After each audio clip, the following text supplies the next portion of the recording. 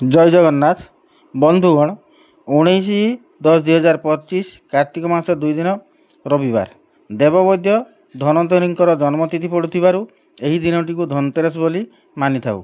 एही दिन धनंतरी ओम नमः भगवते वासुदेवाय धनंतरी अमृत कलशाय हस्ताय सर्वमय विनाशाय त्रैलोक्य नाथाय सिद्धि महाविघ्न देव नमो नमः।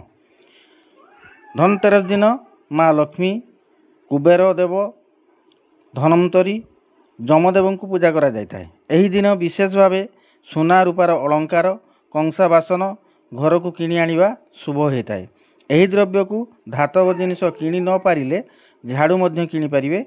यह कले मंगल हेब एवं संध्या समय माँ लक्ष्मी सहित कुबेर देव को पूजा करिले धनंतरी जमदेव को मध्य पूजा करिले शुभ फल मिल पारिबो एवं सदा सर्वदा सुखी होइताय परिवारर मंगल मध्य होइताय। मु एतिकी कही विदाय नेउछि। जय जगन्नाथ।